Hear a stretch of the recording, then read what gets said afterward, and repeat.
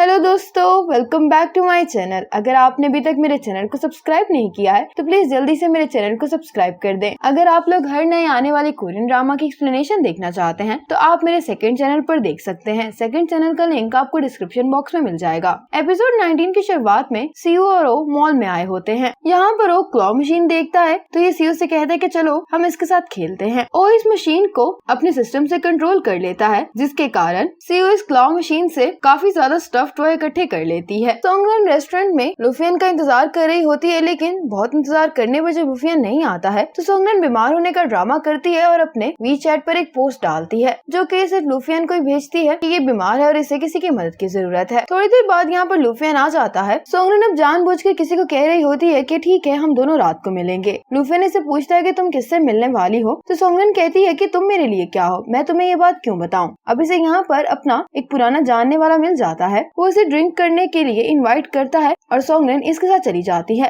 अब इस लड़की के साथ बैठकर सोंगरेन जानबूझकर ऐसी हरकतें कर रही होती है जिसकी वजह से और लुफियन ये सब देखकर जेलस हो भी जाता है। ये सोंगरेन के पास आता है। लुफियन खींचकर इसको साइड में लेके आता है तो सोंगरेन कहते हैं कि तुम क्या कर रहे हो, और ये सोंगरेन से कहते हैं कि मैं नहीं चाहता हूँ कि तुम मेरे अलावा और किसी के भी पास जाओ। और फिर लुफियन सोंगरेन को किस कर लेता है। आज सोंगरेन और लुफियन भी बाहर घूमने के लिए आए होते हैं और ये दोनों मिलकर अपने लिए मेमोरीज बना रहे होते हैं। और येंजी भी आज अपनी कंपनी में वापस आ गया होता है। इसके सभी वर्कर्स इसका बहुत खुशी से इस्तकबाल कर रहे होते हैं और मिस्टर जाओ ने ये जो इलीगल एक्सपेरिमेंट्स करवाए होते हैं उसके लिए इनको सजा मिल जाती है। सोंगरू ने भी जो मिस्टर जाओ के साथ मिलकर कंपनी को नुकसान पहुंचाने की कोशिश की होती है, सबूत के मुताबिक उसको भी सजा मिल जाती है। और आज येंजी और येनमू भी बहुत खुश होते हैं। रात में येंजी और येनमू होटल में आते हैं। जब रिसेप्शनिस्ट इन दोनों को 2 अलग अलग कमरों की चाबियां देती है तो येनमू इस बात पर हैरान होती है, कहती है कि हमने 2 रूम्स क्यों बुक किए हैं। येंजी कहता है कि क्या तुम मेरे साथ रूम शेयर करना चाहती हो। येनमू कहती कि नहीं, मैं तो बस ऐसे ही कह रही थी। येंजी रिसेप्शनिस्ट से कहता है कि हमें एक ही रूम दे दो क्योंकि मेरी गर्लफ्रेंड ऐसा चाहती है। येनमू कहती है कि नहीं, इसकी कोई जरूरत नहीं है। अब ये दोनों रूम्स में जाने लगे होते हैं कि येंजी को सोंगरेन का मैसेज आता है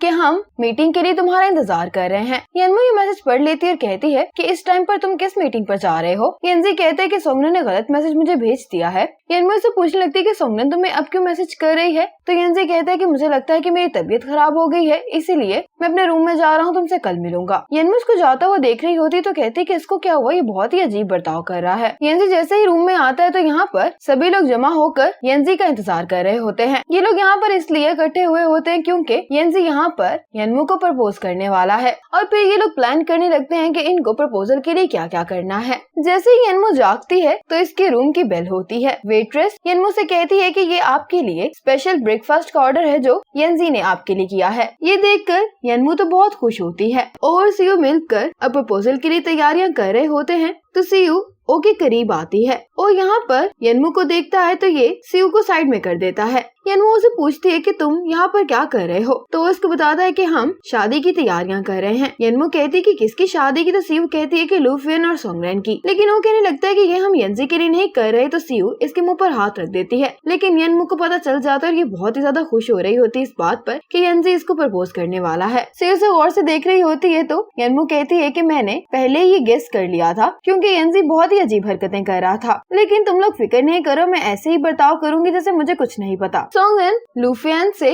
नाराज होती है और इस पर गुस्सा कर रही होती तो लुफियन कहता है कि आखिर तुम किस बात पर मुझ पर गुस्सा कर रही हो। सोंगरेन कहती है कि येंजी इतना रोमांटिक वेडिंग प्रपोजल तैयार कर रहा है येनमू के लिए और मेरे बारे में क्या, मुझे इतनी गर्मी वाले दिन शादी की तैयारियां करनी पड़ रही हैं। यहाँ पर येनमू आ जाती है और ये इनकी भी बातें सुन लेती है तो इनको कहने लगती है कि तुम लोगों को मेरी फिक्र करने की जरूरत नहीं है, मैं येंजी को नहीं बताऊंगी कि मुझे इसके बारे में पहले ही पता चल गया है। येनमू के यहाँ से जाने के बाद सोंगरेन को अंदाजा हो रहा होता है कि इसने कुछ ज्यादा ही बोल दिया है और ये लुफियन से कहते कि तुम मुझे बता नहीं सकते थे कि येनमू यहाँ पर आ रही है। तो लुफियन कहता है कि तुम मुझे कुछ कहने का मौका ही कब दे रही थी। लुफियन कहता है कि क्या तुम इस बात पर गुस्सा तो नहीं हो कि मैं तुम्हारे लिए ये सब कुछ क्यों नहीं कर रहा हूँ। तो सोंगरेन कहती कि मुझे कुछ नहीं चाहिए और ये नाराज होकर यहाँ से चली जाती है। येनमू पूरे होटल में ऐसे ही घूम रही होती है और जब ये उस हॉल में आती है जहाँ पर येंजी ने इसके लिए सारे अरेंजमेंट्स किए होते हैं, येनमू यहाँ पर शोर सुनती है तो ये अंदर चली जाती है और ये देखती है कि येंजी यहाँ पर जख्मी हालत में में बड़ा होता है। ये देखकर यनमू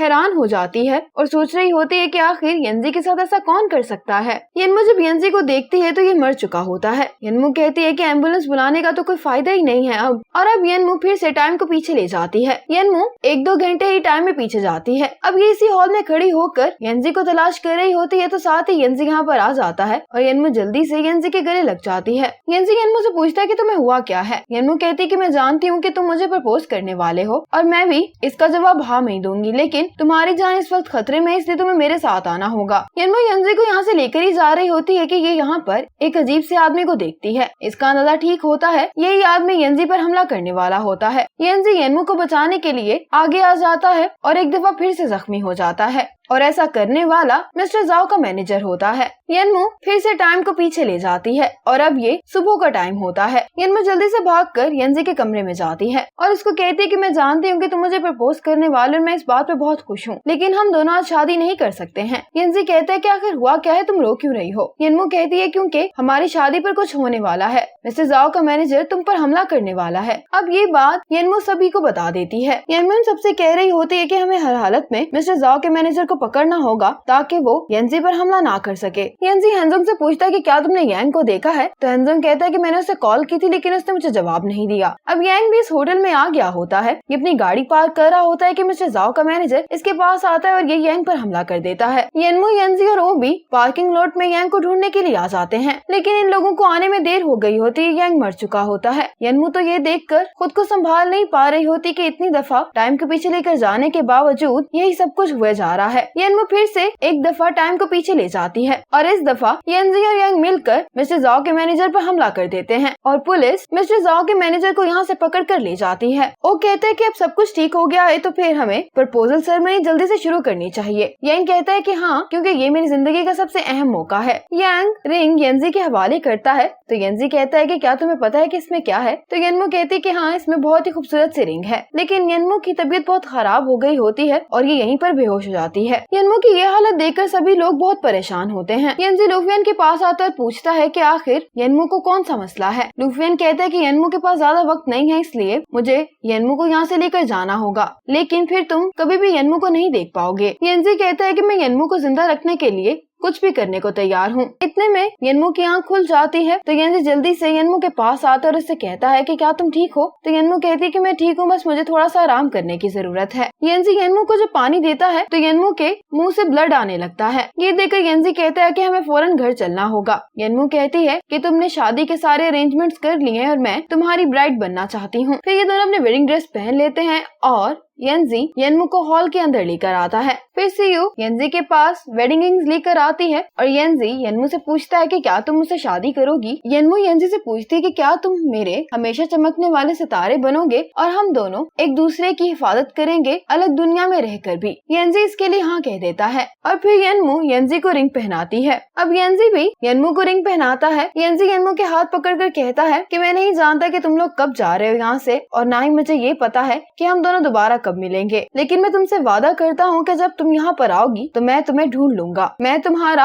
यहाँ पर आने का इंतजार करूंगा क्योंकि मैं तुमसे प्यार करता हूँ और सारी जिंदगी से तुमसे ही प्यार करता रहूंगा। यनमू कहती है कि मैं भी सारी जिंदगी से तुमसे ही प्यार करूंगी। बाकी सब भी इन दोनों के लिए बहुत खुश दिखाई दे रहे होते हैं। फिर ये दोनों एक दूसरे को किस करते हैं और अब ये तीनों भविष्य में वापस जाने के लिए आ गए होते हैं। लेकिन जब लूफियन अपनी टाइम मशीन ऑन करता है तो इसको नजर आता है कि टाइम मशीन के पास इतनी एनर्जी नहीं है और ना ही टाइम टनल एक्टिवेट हो पा रहा है। लूफियन को समझ नहीं आ रहा होता कि अब ये क्या करे। इसी मोमेंट पर एपिसोड 19 खत्म हो जाती है।